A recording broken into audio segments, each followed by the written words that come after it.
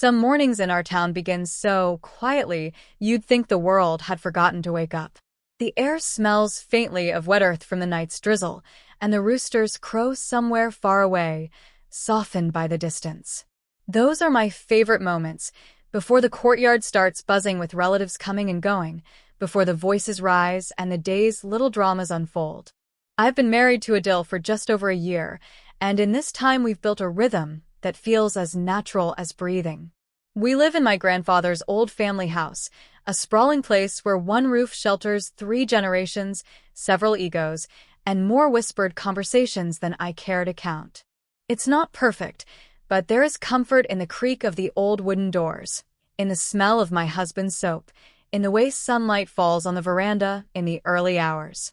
Adil is gentle in ways that surprise people. He has a knack for making even the smallest moments feel special, pouring me tea without asking, bringing me guavas from the market, brushing my hair out of my face when I'm reading. When he laughs, it feels like the courtyard blooms for a second. I had thought, rather naively, that love alone could guard us from the storms that sometimes stir under this roof. My stepmother, Salma, moves through the house like a breeze scented with jasmine, sweet when it touches you, but gone before you can decide whether it warmed or chilled you. On the surface, she is polite, even affectionate. She calls me Beatty, my daughter, with a smile that just grazes the skin but never sinks into the heart. I've learned to read the subtle tilt of her head when she listens, the calculated pauses before she replies. She never says anything outright that could be called unkind, but somehow I often leave her company feeling smaller than when I entered it. Grandfather, Abba as everyone calls him, is the pillar of our home. His word is the final one in any matter, and his approval is something the entire family seeks almost instinctively. Tall even in his 80s, with a voice that carries without shouting, he is the presence of someone who has been obeyed all his life. I love him, and I know he loves me in his own firm, uncompromising way. Still, I also know that once his mind is made up, shifting it is like trying to move the old neem tree that shades our courtyard, rooted too deep to budge. In this house, news travels faster than light. A laugh shared in the kitchen can reach the veranda before you step out of the room. A careless word can find new shape and meaning before it lands in someone else's ear. We all know this, and yet we keep talking, keep living close enough to hear each other breathe. I used to think the worst it could do was embarrass someone for a day or two. I didn't know then that gossip here is like embers under dry grass, quiet, hidden, but only waiting for the smallest spark to set the whole field ablaze. It was one of those heavy afternoons when the air seemed to press down on the skin, warm and sticky. The monsoon clouds were gathering outside, promising rain but withholding it for now, and the tiled bathroom felt like the coolest place in the whole house. Adil had just come back from helping in the fields, his shirt damp and clinging to him, his hair darkened with sweat. We don't often get moments alone in this house, not really alone. There's always someone passing through the corridor, some voice calling from the courtyard, some errand that needs doing. But that day, the house felt quiet in a way that made me greedy for the privacy. I had already filled a large brass tub with warm water, scented faintly with the neem leaves my grandmother used to swear by for healthy skin. Adil smiled when he saw it. "You're spoiling me," he said, and there was a boyish light in his eyes I can never resist. We ended up laughing, splashing each other like children, me pouring water over his hair, him pulling me close until I couldn't tell where his warmth ended and mine began. There was nothing sinful in it, nothing I wouldn't have done if we lived in our own small home with no one watching. It was just the tenderness of husband and wife, a quiet pocket of joy in a life crowded with other people's demands. I didn't hear the creak of the half-open door until it was too late. I caught only the faintest glimpse, a shadow, a shift of movement, before it was gone. At the time, I thought little of it. Servants pass through all the time, and usually no one cares to linger where they're not needed. I rinsed Adil's hair one last time, teasing him about how he always closed his eyes like a sleepy cat, and the moment passed without any hint of danger. Later, as I was wringing out my hair in our small room, I saw my stepmother in the hallway.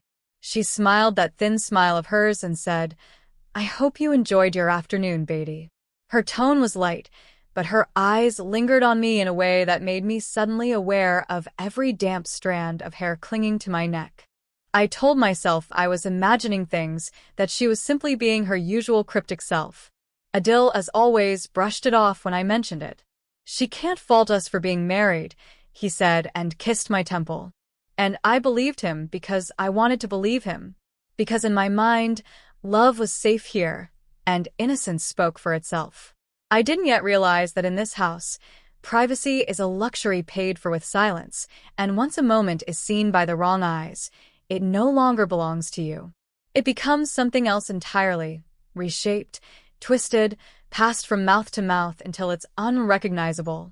I went to sleep that night with my head on Adil's chest, not knowing that the shadow in the doorway had already started talking.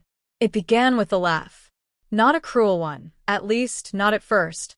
Just a short, playful giggle from my cousin Zoya when I walked into the kitchen the next morning. She was kneading dough with her bangles clinking softly, and when she saw me, her smile widened in that knowing way people have when they think they're in on a joke. "What?" I asked, sliding onto the low wooden stool beside her. "Nothing," she said, pressing the dough hard with the heel of her palm. But her eyes danced, and I noticed she didn't meet mine for more than a second. By lunchtime, I caught another one, two of my younger aunts sitting in the veranda, whispering with their heads bent close. One of them looked up when I passed and quickly straightened her dupatta over her head, as if caught doing something improper. I pretended not to notice, but a faint unease began to creep in. At first, I thought it was something unrelated to me. In a house this size, there's always a small scandal about someone. A cousin caught talking to a boy near the market, an uncle refusing to lend money, an argument over whose turn it is to host Eid dinner. But the more I moved from room to room that day, the more I realized the whispers seemed to follow me. By the third day, it was impossible to ignore. The conversations would hush when I entered, the laughter would come a second too late after I left, and now and then, a glance would flick toward me, and then quickly away. I felt like a stone dropped into still water. Everywhere I went, ripples spread outward. It was my stepmother who gave the first real clue. She came into my room carrying a folded bedsheet, her face arranged into a look of gentle concern. "Beatty," she said softly, "you know how people are always looking for something to talk about." I looked up from the book I was pretending to read. Talk about what? She sat on the edge of the bed, smoothing the fabric in her lap. "I'm sure it's nothing. Just, I heard someone say you and Adil are very close." The way she stretched the word close made it sound less like a blessing and more like a warning. My cheeks warmed despite myself. "We're married," I said, trying to laugh it off. "Yes, of course." She patted my hand. "But sometimes you know how elders think. Some things are better kept behind closed doors. People can misunderstand." She didn't say what exactly they might misunderstand. She didn't need to. The implication hung there, like the faint smell of smoke after a fire you can't see. When she left, I sat for a long time staring at the doorway. I told myself she was just being cautious, that perhaps someone had seen us holding hands or laughing together and had turned it into something exaggerated. In this house, that wasn't unusual. But I couldn't shake the strange, fluttering sensation in my chest, a mix of embarrassment, irritation, and something colder. Over the next few days, the smirks became bolder. An older aunt made a remark about new brides and their games while pouring tea, her eyes flicking toward me as if to make sure the dart landed. Zoya giggled every time Adil entered the room, nudging another cousin in the ribs. Adil noticed, but he brushed it away. "They're just bored," he said. "Let them talk. It will fade." I wanted to believe him. I told myself it would fade. But somewhere deep down, I knew that in this house, gossip doesn't fade. It grows teeth. And I had no idea that mine was already sharpening. It didn't happen suddenly, not like a door slamming shut. It was slower, quieter, the way a room gets dark when someone keeps turning the dimmer switch down. I first noticed it in the way grandfather stopped looking at me directly. He used to call me into the courtyard for small chats, asking if Adil was eating well, if my plants were still alive, if I needed anything from the market. But now, when I passed him, his gaze slid past me, fixing instead on some imaginary point in the distance. He answered my greetings with a curt nod, no longer the warm, rumbling Han Beatty I was used to. Then, one afternoon, I heard his voice from the sitting room. I was walking by when I caught my own name. My stepmother's tone was low, laced with concern. "I don't mean to speak ill, Abba," she was saying, "but people have been talking. And you know how important your family's respect is in this town. I only worry that such behavior will give the wrong impression." "What behavior?" Grandfather's voice was sharp, but there was no anger in it yet, just curiosity. There was a pause. I could picture her lowering her eyes, playing the part of the reluctant truth-teller. "Beatty is young.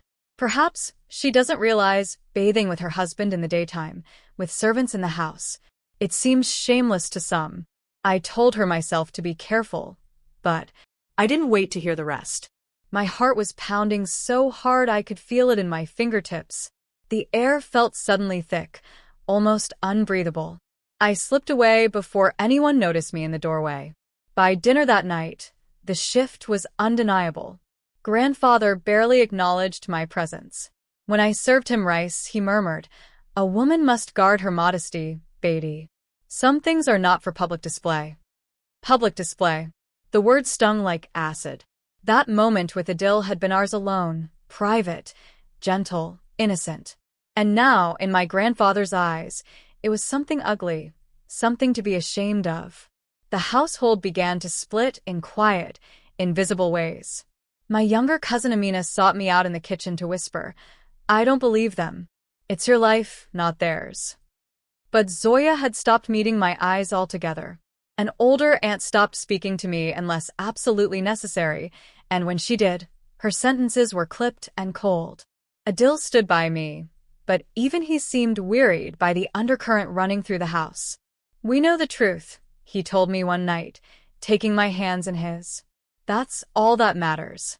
But the truth felt fragile here, too easily smothered under the weight of repeated lies. It wasn't just the coldness, it was the rightness in their tone that cut deepest. The moral certainty. My stepmother moved through the house with her usual grace, stopping to check on grandfather's tea, sitting beside him in the veranda with that practiced air of the dutiful daughter-in-law. She never repeated the accusation outright when I was in earshot. She didn't need to. She had already planted it deep enough in the soil for others to water it daily. The whispers were no longer playful. They carried a sharper edge now, spoken in half-sentences that everyone else seemed to understand. I caught fragments, respect of the family, young brides these days, no shame, always just loud enough to reach me before fading into murmurs. Some mornings I woke with my stomach in knots, dreading the day before it began. I felt like a stain in the middle of the courtyard, something everyone stepped around but never quite ignored. At night, lying beside Adil, I replayed the moment in the bathroom over and over in my mind, as if I could somehow scrub it clean of the dirt others had thrown on it.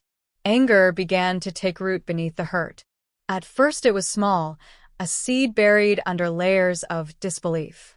But each time I saw my stepmother's soft, pitying smile, each time grandfather's eyes slid past me like I was something beneath notice, it grew. I started to understand that this wasn't just idle gossip anymore. This was deliberate. This was a knife being turned, slowly, with careful hands.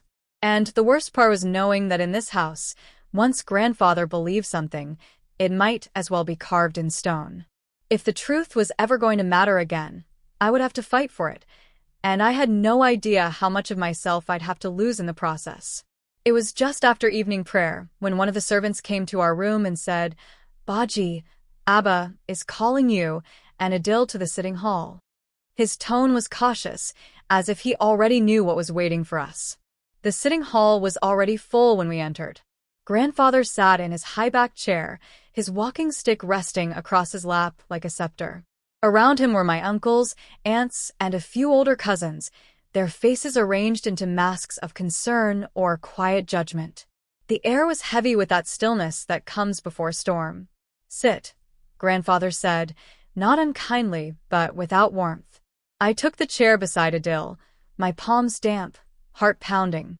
My stepmother sat opposite us, her dupatta pulled loosely over her head, eyes lowered in a display of humility that I knew was carefully calculated.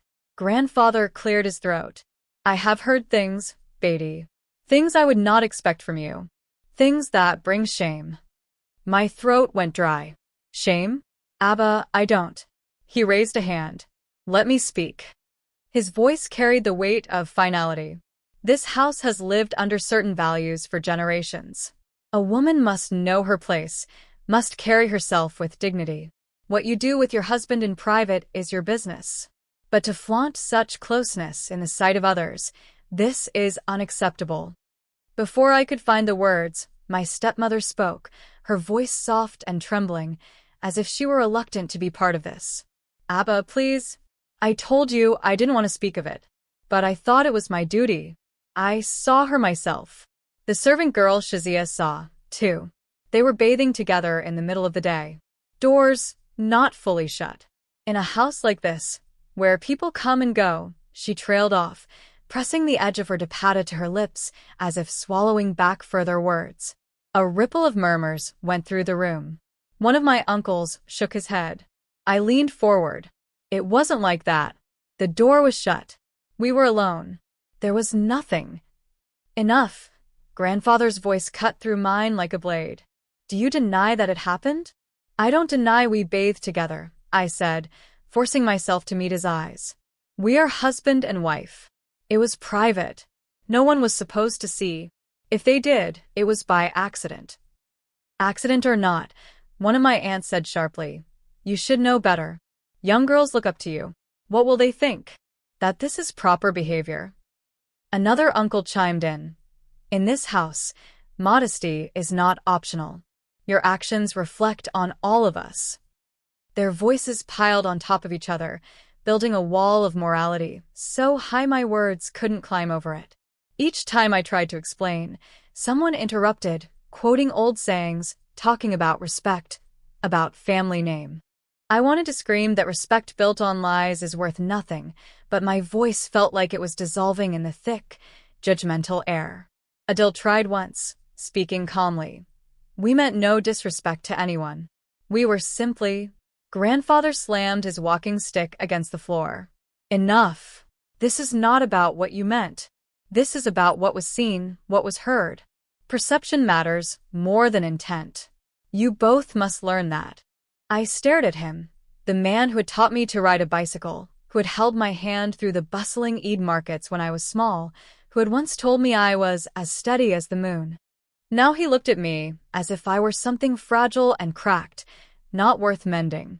My stepmother sighed softly, just loud enough for everyone to hear. I only wanted to protect her from worse talk in the village, she said. You know how people are. I thought it best to speak here, within the family, before outsiders hear. Her words painted her as the savior, the shield, while I became the problem she had so graciously tried to contain. I wanted to tear through her act, to shout the truth of her petty malice, but I could see it in the elders' faces. They had already chosen their side. The meeting ended not with a verdict, but with a silence that felt heavier than any sentence. Grandfather told us to be more careful, and waved us away like we were unwanted guests. When we stepped out into the night air, my knees felt weak. The sky above was cloudless, the moon bright, but I couldn't shake the feeling that the walls of the house were still pressing in on me. Back in our room, I sat on the bed without removing my dupatta, my hands clenched in my lap. Adil sat beside me, his arm around my shoulders, but it felt like the kind of comfort you offer when there's nothing left to say. That night, I cried without sound, my tears soaking into the pillow. The thing that hurt most wasn't the gossip, or even the humiliation. It was the realization that grandfather had believed her before he had believed me. And once that belief was gone, it was as though I had lost a part of my place in this family forever.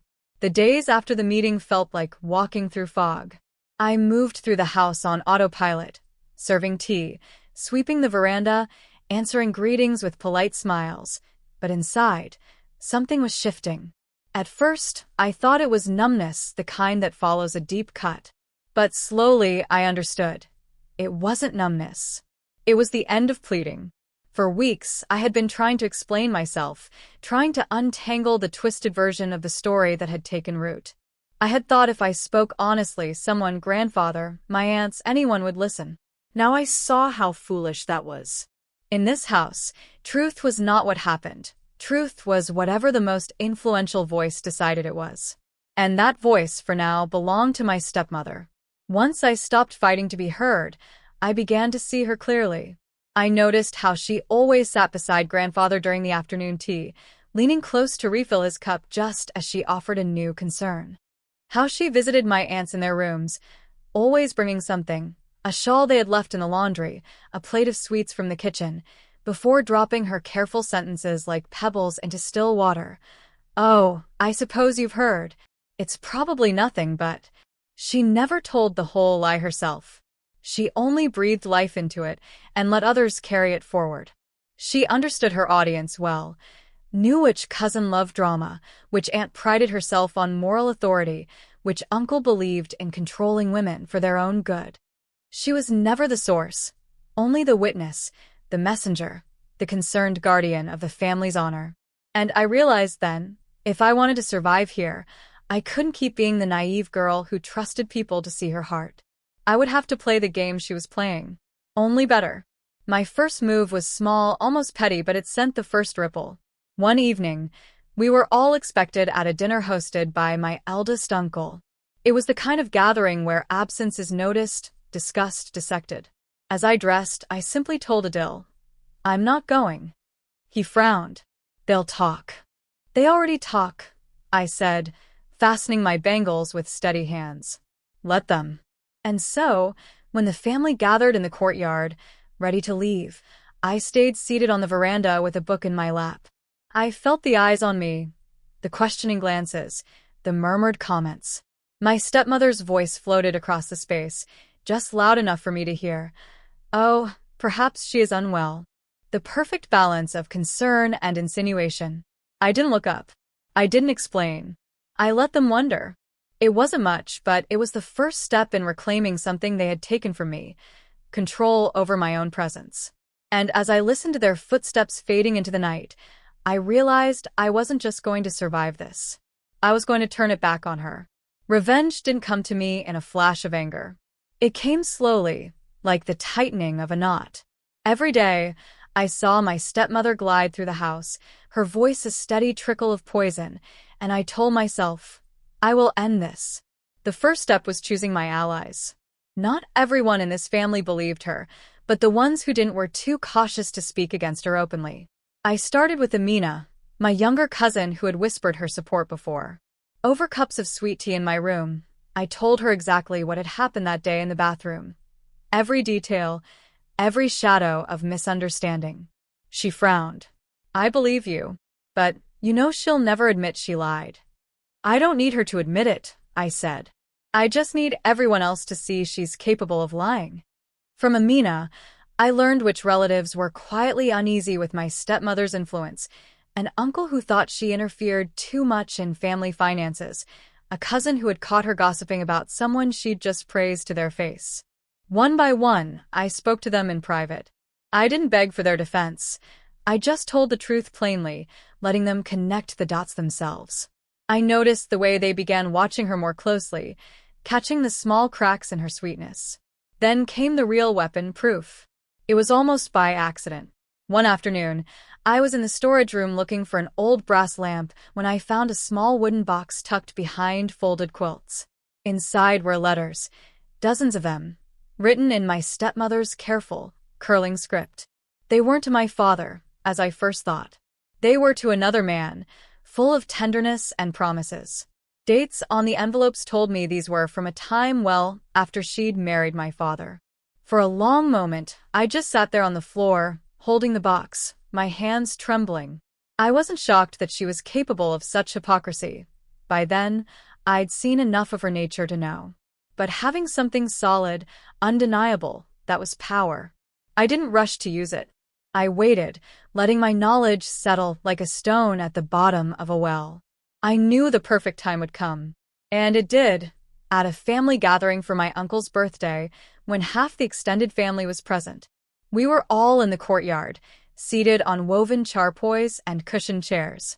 The air smelled of kebabs and cardamom tea. My stepmother was in her element, laughing softly at someone's joke, leaning over to pour grandfather's cup, her dupatta perfectly draped.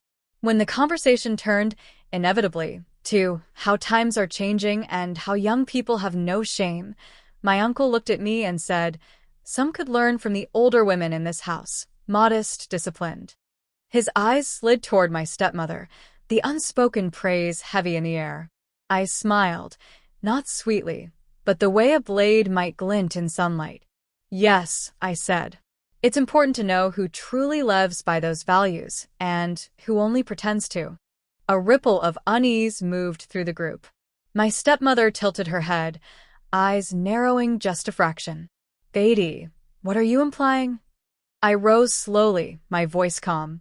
"Only that I've been accused of shamelessness for being close to my husband.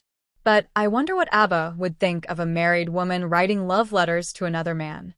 The silence was instant thick. All eyes swung to her. She laughed too quickly. "What nonsense." I pulled the small wooden box from the shawl I'd brought with me and set it gently on the table in front of grandfather. "You taught me, Abba, that perception matters more than intent. These letters, what perception do they give?" He opened the box with deliberate slowness. The first letter he read made the tips of his ears turn red. He didn't speak for a long time, only kept reading, the air around him growing colder by the second. My stepmother tried to speak, to explain, but her voice wavered. "Abba, those are old, it was nothing." "Enough," he said, and the word cracked through the courtyard like a whip. He set the letters down, his gaze fixed on her now, not me. For the first time in weeks, his eyes met mine, not with warmth, but with something heavier. Regret. "You judged me before hearing me," I said quietly. "You believed the worst because it was easier than questioning her." No one spoke. My stepmother sat frozen, her face pale under the evening light. The aunts looked away, the cousins whispered to each other. I didn't need to shout or gloat. The proof spoke for me. When the gathering broke apart, grandfather didn't apologize outright, but as I passed him, he said, "Beatty, come to tea tomorrow." It wasn't forgiveness, but it was the first brick removed from the wall between us. That night, lying in bed beside Adil, I felt something I hadn't in weeks, lightness. Not joy, not yet, but the knowledge that I had taken back my voice, and that she would think twice before crossing me again. The shift in the house didn't happen overnight, but it was steady enough to feel like the slow turning of a tide.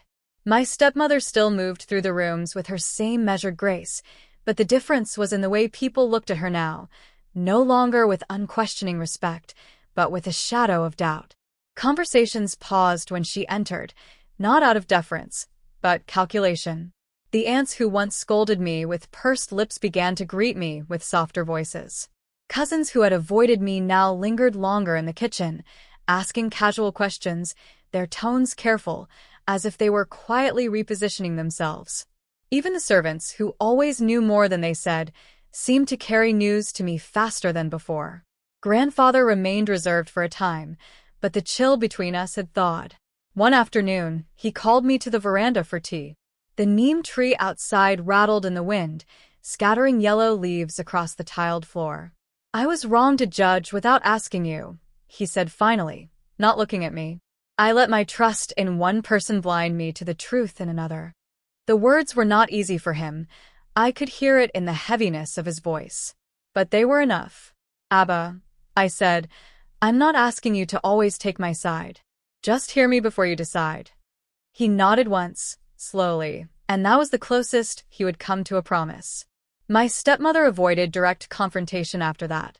She still smiled, still called me Beatty, but there was a brittleness to it now, as if the word might crack in her mouth. She no longer spoke for me to grandfather, nor did she linger in the doorways to my conversations. I had taken away her favorite tool, her unquestioned influence, and she knew it. But the victory was not without cost. The part of me that had once moved through this house with blind trust was gone.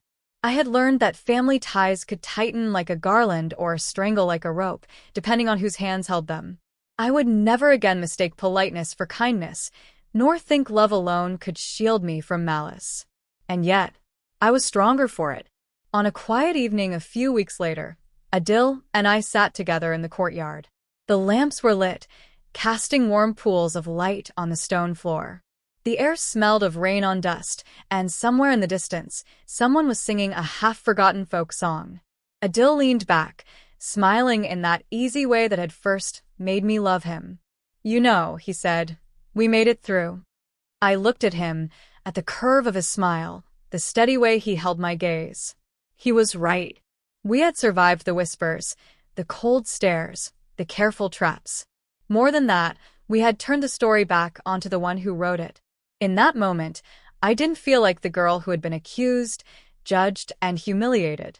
I felt like someone who had been tested and found her footing. Someone who could stand in the middle of this old, sprawling house, with all its watching eyes, and no longer flinch. The wind moved through the neem tree, scattering a few more leaves across the courtyard. I reached for Adil's hand, and we sat in silence, letting the night wrap around us like a quiet promise. Whatever came next, we would face it together.